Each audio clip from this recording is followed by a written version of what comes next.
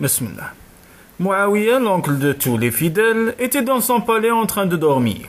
Son palais était clos et les portes verrouillées. Il était impossible qu'un étranger puisse y pénétrer. Cependant, quelqu'un toucha Muawiyah pour le réveiller.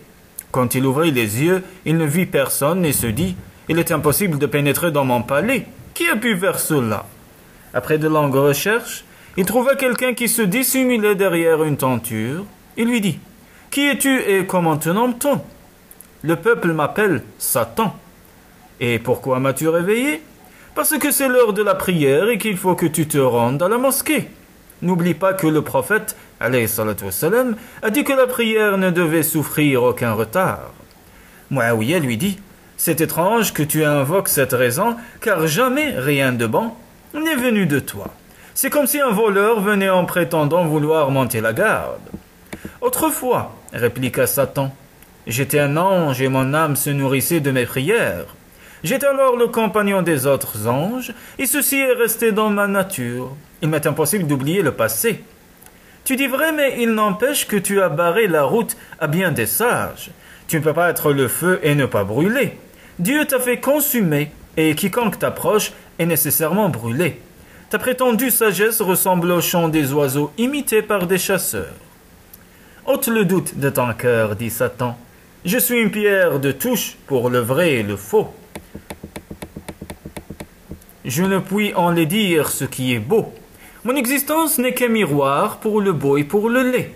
Je suis comme un jardinier qui coupe des branches mortes. L'arbre proteste. Je suis innocent. Pourquoi me détruis-tu? Et moi de répondre, ce n'est pas parce que tu es tordu, mais parce que tu es desséché sans sève. Ta nature, l'essence de ta graine, est mauvaise. Jamais tu n'as été croisé avec une bonne essence.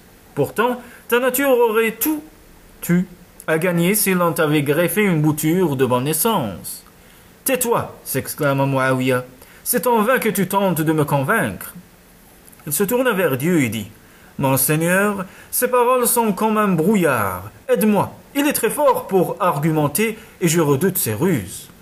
Satan dit, celui qui est pris d'un mauvais doute devient sourd devant des milliers de témoins.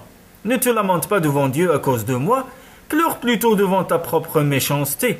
Tu me maudis sans raison, mais tu ferais mieux de te regarder.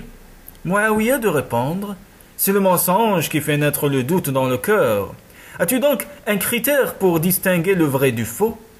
Le vrai procure la paix du cœur, mais le mensonge ne touche pas le cœur. C'est comme une huile qu'on a mélangée avec de l'eau. Elle ne peut plus brûler. Dis-moi, toi, l'ennemi de tous ceux qui veillent, pourquoi m'as-tu réveillé? Réponds-moi et je saurai si tu dis vrai. Satan tenta de se dérober, mais Muawiyah le pressa de s'expliquer et il finit par avouer. Je vais te dire la vérité. Je t'ai réveillé pour que tu ne sois pas en retard à la mosquée. Car si tu avais été en retard, ton repentir aurait submergé l'univers. Les larmes auraient coulé de tes yeux, et le repentir de quelqu'un qui fait de ses prières un plaisir est encore plus fort que la prière. Je t'ai donc réveillé afin que ton repentir ne te permette pas de te rapprocher encore de Dieu.